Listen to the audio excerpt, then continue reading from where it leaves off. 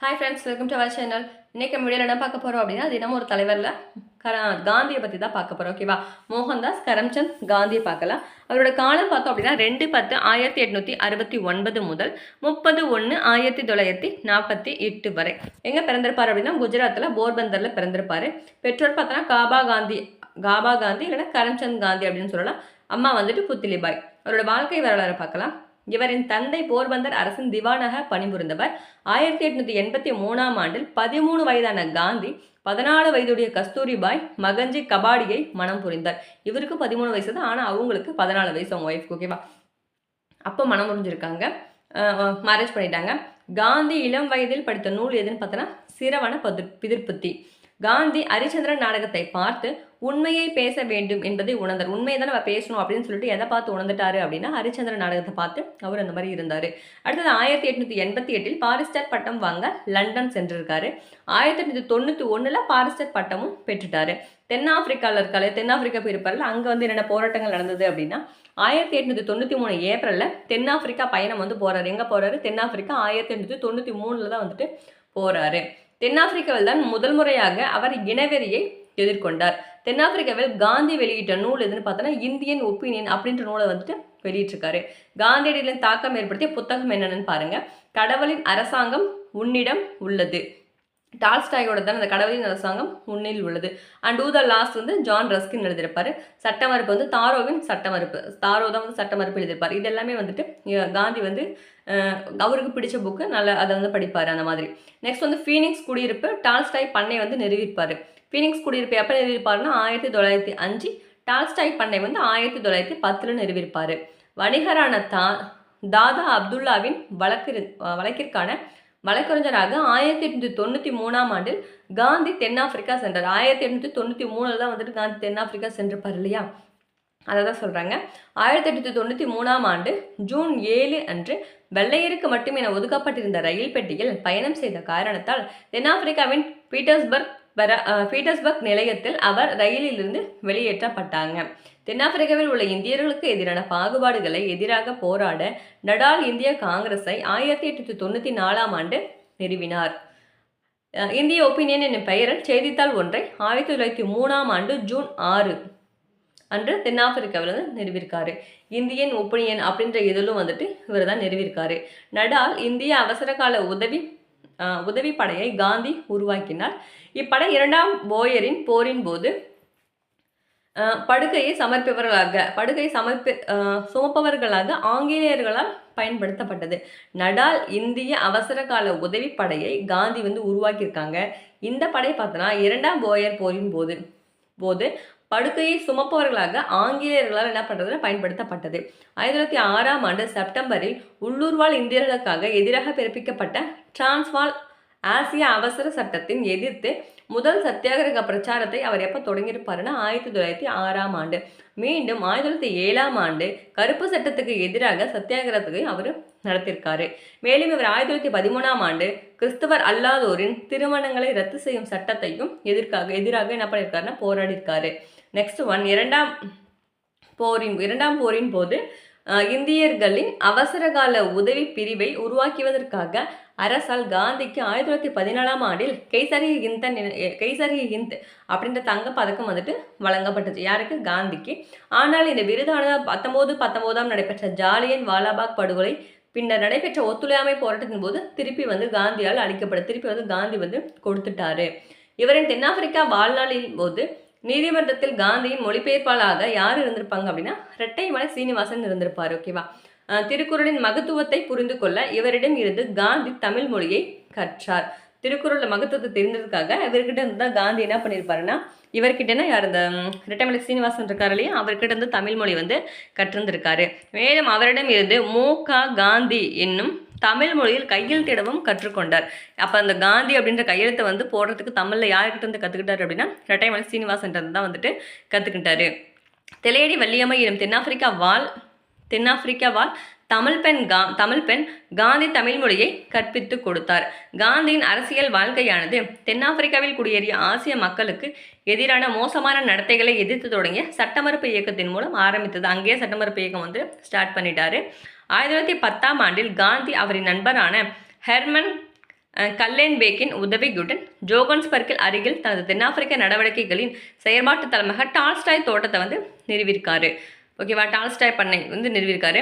Leo டால்ஸ்டாயின் இறைவனுடைய அரசு உனக்குள் இருக்கிறது, the kingdom of God is within you. இப்போ பார்த்தாலே ஆண்டவனின் அரசு,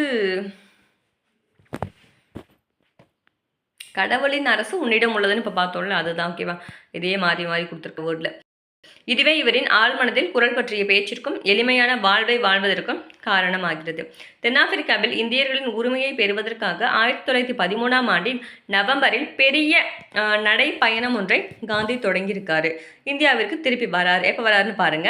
எஃப் ஆண்ட்ரூஸ் என்பவர் மூலம் தெரிவிக்கப்பட்ட கோபாலகிருஷ்ண கோகலேவின் கோரிக்கையை ஏற்று 1915ஆம் ஆண்டு ஜனவரி 9 அன்று காந்தி இந்தியாவிற்கு திரும்பினார். எப்போ 1915 ஜனவரி 9 தான் வந்திருப்பாரு. இந்த தினமானது பிரவேசிய பாரதி திவாஸ் என்று ஆண்டுதோறும் கொண்டாடப்படுகிறதுன்னு கொடுத்துருக்காங்க. ஆண்டுதோறும் இப்போ கிடையாது, 2 வருஷத்துக்கு ஒரு டைம் தான் வந்துட்டு கொண்டாடிட்டு இருக்காங்க. காந்தியின் அடைமொழிகள். சிஎஃப் ஆண்ட்ரூஸ் என்பவருக்கு தீனபந்து அப்படின்னா ஏழைகளின் நண்பர். ஓகேவா, தீனபந்து என்னும் பட்டத்தை காந்தி வழங்கினார். யாருக்கு? சிஎஃப் ஆண்ட்ரூஸ்க்கு வந்துட்டு தீனபந்து அப்படின்ற பட்டத்தை காந்தி வந்து வழங்கியிருக்காரு. காந்தியின் அரசியல் குரு யாருன்னா கோபாலகிருஷ்ண கோகலே. ரவீந்திரநாத் தாகூர் 1915ஆம் ஆண்டு அவரின் சுயசரிதையை எழுதும் பொழுது மகாத்மா எனும் பட்டத்தை வந்து காந்திக்கு கொடுத்துருக்காரு. எப்போ? 1915 தான் கொடுத்துருக்காரு. தாகூரை குருதேவ் என காந்தி அழைச்சார். அவர் வந்துட்டு தாகூர் வந்துட்டு காந்திய மகாத்மா அப்படின்னு சொல்லியிருக்காரு. தாகூரை வந்துட்டு இவர் என்ன சொல்லியிருக்காருன்னா குருதேவ் அப்படின்னு சொல்லிட்டு சொல்லியிருக்காரு. காந்தியின் போராட்டங்கள். 1917ஆம் ஆண்டு ஏப்ரல் 19ஆம் நாள் பீகாரில் உள்ள சம்பரான் மாவட்டத்தில் நடைபெற்ற விவசாயிகள் போராட்டத்தில் காந்தி வந்து கலந்து கொண்டார். யார் அழைப்பு எடுப்பாங்க? ராஜ்குமார் சுக்லா தான் அழைப்பு எடுப்பாங்க. அதனால் போய் அவர் கலந்துக்குவார். சம்பரான் மாவட்டத்தை சேர்ந்த குத்தகைக்காரர்கள் அவர்களது நிலத்தின் பெரும் முதலாளிகளுக்காக நிலத்தின் ஒவ்வொரு 20 பாக பரப்பின் 3 பாகங்களிலும் இண்டிகோ செடி, அதான் 20ல் 3 பங்கு வந்து இண்டிகோ செடியை வந்து விரைக்க சொல்லுவாங்க இல்லையா, அதுதான் சாகுபடி செய்ய வேண்டும் என்ற தீன் காதியா முறையை ஒரு சட்டத்தின் கீழ் கட்டாயப்படுத்தப்படுவதை எதிர்த்து இந்த போராட்டம் நடைபெற்றது. பிரஜ் கிஷோர் பிரசாத், ராஜேந்திர பிரசாத், அனுகிரக நாராயணன் சின்ஹா, ராம் நவமி பிரசாத் மற்றும் ஜேபி கிருபரணி ஆகியோர் இந்த போராட்டத்தில் கலந்து கொண்ட இவங்க எல்லாமே வந்து இந்த போராட்டத்தில் கலந்துக்கிட்டாங்க. இதுவே காந்தி இந்தியாவில் மேற்கொண்ட முதல் சத்தியாகிரக பரிசோதனை எதுனா இந்த சம்பரான் தான். பின்னர் காந்தி அதற்கான விசாரணை குழுவில் சேர்த்து கொள்ளப்பட்டார். தீன் காதியா முறையை ஒழிக்கும்படி காந்தி என்ன பண்ணியிருக்காரு? பரிந்துரை செஞ்சிருப்பாரு. 1917ஆம் ஆண்டு ஜூன் 17 அன்று சபர்மதி ஆற்றங்கரையில் சபர்மதி ஆசிரமத்தை நிறுவனர். சபர்மதி ஆசிரமத்தை எப்போ நிறுவிப்பார் அப்படின்னா 1917ஆம் ஆண்டு ஜூன் 17 நிறுவிருக்காரு. 17 ஜூன் 17. 1918ஆம் ஆண்டு மார்ச் மாதத்தில் அகமதாபாத் பருத்தி ஆலைகளுக்கு எதிரான போராட்டத்தை காந்தி தலைமையேற்று நடத்தியிருக்காரு. இது ஆலை முதலாளிக்கும் தொழிலாளருக்கும் இடையேயான ஏற்பட்ட பிளேக் நோய்க்கான ஊக்கத்தொகை குறித்த கருத்து வேறுபாட்டால் நடைபெற்றது தான் இந்த 1918 அகமதாபாத் அந்த பருத்தி ஆலை போராட்டம். நோய்க்கான ஊக்கத்தொகை குறித்து கருத்து வேறுபாட்டால் நடைபெற்றது தான் இது காந்தி மேற்கொண்ட முதல் உண்ணாவிரத போராட்டம். எது? இந்த அகமதாபாத் ஆலை போராட்டம்.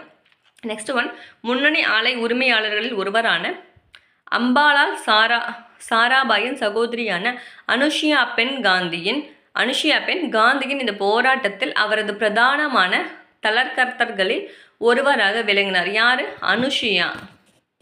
ஓகேவா, அனுஷியா. தீர்ப்பாயமானது தொழிலாளர்கள் கோரிய 35% ஊதிய உயர்வை வழங்க உத்தரவிடப்பட்ட பின்னர் இந்த போராட்டம் திரும்ப கைவிடப்பட்டது. இது வெற்றி தான். ஓகே, 35% வந்துட்டு ஊதிய உயர்வை கேட்டிருப்பாங்க, அது வந்து வெற்றி பெற்றாங்க. 1918ஆம் ஆண்டு ஏப்ரல் மாதம் கேதா மாவட்ட விவசாயிகளின் விவகாரத்தை கையெடுத்த காந்தி ஆங்கிலேயருக்கு எதிரான போராட்டத்தை முன்னிட்டு நடத்தினார். நெக்ஸ்ட் ஒன், சர்தார் வல்லபாய் பட்டேல், இந்துலால் யாக்னிக், சங்கர்லால் பங்கர், மகாதேவ் தேசாய், நர்ஹாரி பாரிக், மோகன்லால் பாண்டியா மற்றும் ரவிசங்கர் ஆகியோர் இந்த போராட்டத்தில் கலந்து கொண்ட இதர தலைவர்கள் ஆவர். காந்தி தொடங்கிய முதல் ஒத்துழையாமை இயக்கம் எது அப்படின்னு பார்த்தோன்னா இதுதான். எது? அந்த கேதா போராட்டம் இருக்கு இல்லையா, அதுதான் வந்து முதல் ஒத்துழையாமை போராட்டம். 1915 காந்தி இந்திய தேசிய காங்கிரஸ்ல வந்து இணைஞ்சிருக்காரு. அவர் வந்ததும் அப்பதான் 1915 தான் வந்திருப்பாரு. கோபாலகிருஷ்ண கோகலே வந்து அழைச்சதால அவரோட அழைப்பின் பேர்ல வந்திருப்பாரு. வந்த உடனே காங்கிரஸ்ல இணைஞ்சிட்டாரு. 1917 தான் சம்பரான் சத்தியாகிரகம், அங்க ராஜ்குமார் சுக்லா கூப்பிடுவார் இல்லையா, அங்க போயிடுவாரு. 1918 கேதா சத்தியாகிரகம் இங்கே நடந்திருக்கும். அதே மாதிரி 1918 தான் அகமதாபாத் அந்த மில் தொழிலாளர் 35% ஊதிய உயர்வு கேட்டிருப்பாங்க இல்லையா, அதுவும் அப்போ தான் நடந்தது. நெக்ஸ்ட் வந்து 1919 பிப்ரவரி காந்தியடிகள் முதன்முறையாக என்ன பண்ணுறாரு, சென்னைக்கு எப்போ வந்திருக்காரு அப்படின்னா 1919 தான் வந்திருக்காரு. 1915 இந்தியாவுக்கு வந்தார், சென்னைக்கு 1919 வந்திருக்காரு. பாரதியை சந்தித்த காந்தி அவர் என்ன சொல்கிறாரு அப்படின்னா இந்தியாவின் சொத்து அப்படின்னு சொல்லிட்டு சொல்லுவார். அடுத்தது 1920 ஒத்துழையாமை இயக்கம் காந்தி தலைமையில் நடந்த முதல் அகில இந்திய போராட்டம் எது அப்படின்னு பார்த்தீங்கன்னா ஒத்துழையாமை இயக்கம். எப்போ நடந்துச்சு? 1920 நடந்துச்சு. 1921 செப்டம்பர் மதுரைக்கு விவசாயிகளை கண்டு அரையாடை உடுத்தினர். காந்தி வந்துட்டு அரையாடை, அதாவது கொஞ்சம் இந்த வேட்டியே வெறும் துண்டு இந்த மாதிரி மட்டும் அணிகிறார் இல்லையா, அதை வந்து அந்த மதுரை மக்கள் அவங்கள பார்த்துட்டு தான் வந்துட்டு அந்த மாதிரி அவரோட ஆடையில் வந்து மாற்றத்தை ஏற்படுத்தியது வந்து இந்த மதுரை மக்கள் தான். நெக்ஸ்ட் ஒன் 1922 ஒத்துழையாமை இயக்கம் திரும்ப பெறப்பட்டது. 20 ஆரம்பித்து 22 பெறப்பட்டது.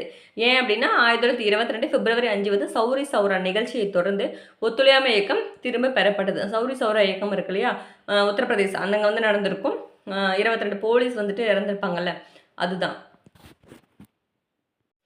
அடுத்தது 1924 காங்கிரஸ் தலைவராக பதவி வகித்த ஒரே ஒரு மாநாடு இது. காந்தி வந்து காங்கிரஸ் தலைவராக பதவி வகித்த ஒரே ஒரு மாநாடு என்ன, பெல்காம் மாநாடு. அந்த பெல்காம் இங்கே இருக்குது, கர்நாடகாவில் இருக்குது. 1930 சட்டமறுப்பு இயக்கத்தையும் இவர் தான் தொடங்கியிருப்பார். 1930 மார்ச் 12 மார்ச் 12 ஏப்ரல் 5 வரைக்கும் 6ஆவது நாள் தான் முடியும் இல்லையா. அப்போ ஏப்ரல் 6 வரைக்கும் சட்டமறுப்பு இயக்கத்தின் ஒரு பகுதியான உப்பு சத்தியாகிரக போராட்டம் காந்தி தலைமையில் வந்து நடைபெற்றது. எங்கே அப்படின்னா சபர்மதி ஆசிரமம் தண்டி வரை, அதாவது 400 கிலோமீட்டர், 78 பேர் போயிருப்பாங்க. அதில் கலந்து கொண்ட ஒரே ஒரு பெண்மணி யாருன்னு பார்த்தோன்னா சரோஜினி நாயுடு. நெக்ஸ்ட் 1931 2வது வட்டமேசை மாநாட்டில் பங்கேற்பதற்காக காந்தி வைஸ்ராய் இர்வின் பிரபு இடையே காந்தி இர்வின் ஒப்பந்தம், ஓகேவா, அப்போ வந்து நடைபெற்றுச்சு. அதாவது 2வது வட்டமேசை மாநாட்டில் வந்து கலந்துக்கணும் அப்படின்றதுக்காக இந்த காந்தி இர்வின் ஒப்பந்தம் வந்து நடைபெற்றிருக்கும். அதுக்கப்புறம் அது கலந்துக்குவார். 1931 2வது வட்டமேசை மாநாட்டில் காங்கிரஸ் உறுப்பினராக காந்தி பங்கேற்றிருப்பார். நெக்ஸ்ட் 1932 ஆகஸ்ட் 16 ராம்சே மெக்டொனால்டு நன்கொடையை எதிர்த்து சாகும் வரை உண்ணாவிரதம் போராட்டம் வந்துட்டு காந்தி தொடங்கியிருப்பார். 1932 பூனா ஒப்பந்தம் அப்போ தான் நடந்திருக்கும். பூனா ஒப்பந்தம் யாருக்கு இடையில அப்படின்னா காந்தி அம்பேத்கர் இடையே தான் ஏற்பட்டிருக்கும். செப்டம்பர் 24 1932 எங்கன்னா எர்வடா சிறையில் இருக்கும்போது தான் வந்துட்டு அந்த பூனா ஒப்பந்தம் கையெழுத்திட்டிருப்பாங்க. 1937 சென்னை இலக்கிய மாநாட்டுக்கு தலைமை வகித்தார். அப்பொழுது உவே சாமிநாதர் தமிழ் பேச்சை கண்டு வியந்தார். சென்னை இலக்கிய மாநாட்டுக்கு 37 வந்து சென்னை இலக்கிய மாநாட்டுக்கு வந்து தலைமை தாங்கியிருப்பார். அப்போ வந்து உவேசாவோட பேச்சை கண்டு வந்து இவர் வியந்து போயிருப்பார். நெக்ஸ்ட் 1939 திரிபுரா காங்கிரஸ் மாநாடு. காங்கிரஸ் தலைவருக்காக தேர்தலில் வந்து பார்த்தீங்கன்னா யார் பங்கேற்றிருப்பாங்க அப்படின்னா சுபாஷ் சந்திர போஸ் வந்து பங்கேற்றிருப்பார். அவரை எதிர்த்து வந்து நம்ம காந்தி வேட்பாளராக யார் இருந்திருப்பாங்கன்னா பட்டாபி சீதாராமையா தான் இருந்திருப்பாங்க. அவங்க 2 பேருக்கு தான் வந்து போட்டி வந்து இது நடைபெறும். ஆனால் சுபாஷ் சந்திர போஸ் தான் வந்துட்டு வின் பண்ணிடுவார். அவர் வந்து பட்டாபி சீதாராமையா வந்து காந்தியோட ஆள் தான், இருந்தாலும் அவர் வந்து வெற்றி பெற மாட்டார், ஓகேவா.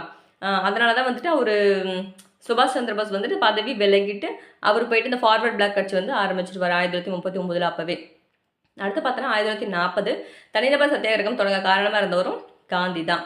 1942 கிரிப்ஸ் தூதுக்குழுவின் அறிக்கையை திவாலாகிவிட்ட பின்தேதியிட்ட காசோலை, வங்கியின் காசோலை அப்படின்னு சொல்லிட்டு காந்தி தான் சொல்லியிருப்பார்.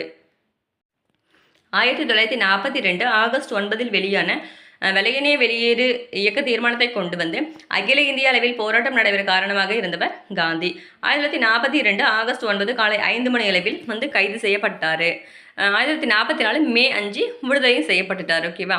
அடுத்து 1944 ராஜாஜியோட சிஆர் திட்டம் வந்து எப்போன்னு பார்த்தா 1944 அது யாரோடது அப்படின்னா ராஜாஜியோட திட்டம். இந்த திட்டத்தை வந்து முகமது அலி ஜின்னாவுடன் விவாதம் நடத்தியிருப்பார் காந்தி. இதுதான் வந்து இந்தியா பாகிஸ்தான் பிரிவினை திட்டம் அப்படின்னு சொல்லி சொல்கிறோம். 1947 ஆகஸ்ட் 15 இந்தியா வந்து சுதந்திரம் அடைந்துச்சு. சமூக நல்லிணக்கத்திற்காக காந்தியின் கடைசி உண்ணாவிரத போராட்டம் எதுவும் பார்த்தோன்னா 1948 ஜனவரி 13 17 வரைக்கும். 1948 ஜனவரி 13 17 வரைக்கும் 4 நாள். 1948 ஜனவரி 30 காந்தி நாதுராம் கோட்ஷே அப்படின்றவரால் வந்து சுட்டு கொல்லப்பட்டார். காந்தியின் ஓவியத்தை வரைந்தவர் யார் அப்படின்னா அதுல் டோலியா. காந்தியின் ஓவியத்தை வரைந்தவர் யாருன்னா அதுல் டோலியா. பாரதியாரோட ஓவியத்தை வரைஞ்சவங்க கூட கேட்டிருந்தாங்க இல்லையா, திருவள்ளுவரோட ஓவியத்தை வரைஞ்சவங்க வந்து அந்த வேணுகோபால் சர்மான்னு சொல்லிட்டு, அந்த மாதிரி காந்தியின் ஓவியத்தை வரைந்தவர் யார் அப்படின்னு பார்த்தோன்னா அதுல் டோலியா. பத்திரிகைகள்னு பார்த்தோன்னா நவஜீவன், யங் இந்தியா, ஹரிஜன் பத்திரிகை, இந்தியன் ஒப்பீனியன் இயர் கூட பார்த்துக்கோங்க ஓகேவா. நவஜீவன் 1919, யங் இந்தியா 1931, ஹரிஜன் வந்து 1933, இந்தியன் ஒப்பீனியன் 1903, 1903. காந்தியின் முக்கிய வாசகம் செய் அல்லது செத்துமடி, டூ ஆர் டை அப்படின்னு சொல்லியிருப்பாரு. எப்போ வெள்ளையனே வெளியேறு இருக்கு இல்லையா, அந்த போராட்டத்தப்ப 1942 சொல்லியிருப்பாரு. இறுதி வரை போராடு, அப்போ அதுவும் வந்து 1942 சொல்லியிருப்பாரு. வெள்ளையனே வெளியேறு அப்படின்னு சொல்லியிருப்பாரு. கிராமங்கள் இந்தியாவின் முதுகெலும்புன்னு காந்தி தான் சொல்லியிருப்பாரு. அடுத்து வந்து பார்த்தோன்னா ஆங்கிலேயர்களுக்கு எதிரானவன் அல்ல, ஆனால் பொய்மைக்கு எதிரானவன், அநீதிக்கு எதிரானவன் அப்படின்னு சொல்லியிருப்பாரு. பிற தகவல்கள் என்னென்னு பார்த்தோன்னா, காந்தியின் அரசியல் குரு யாருன்னு பார்த்தோன்னா கோபாலகிருஷ்ண கோகலே. காந்தியை மகாத்மா என அழைத்தவர் யாருன்னா ரவீந்திரநாத் தாகூர். அதை தான் பார்த்தோம். அதனால தான் இவர் தாகூர் வந்து குருதேவ் அப்படின்னு சொல்லிட்டு அழைச்சிருப்பாரு. காந்தியை தேசத்தந்தை என என்றவர் யார் அப்படின்னு பார்த்தோன்னா நேதாஜி சுபாஷ் சந்திரபோஸ் தான் வந்து தேசத்தந்தை அப்படின்னு சொல்லியிருப்பாரு. பட்டேலுக்கு சர்தார் பட்டம் கொடுத்தவரும் காந்தி தான். காந்தியின் சமாதி உள்ள இடம் எது அப்படின்னு பார்த்தோன்னா ராஜ்கோட். ஓகே ஃப்ரெண்ட்ஸ், அடுத்த டாப்பிக்கில் பார்க்கலாம்.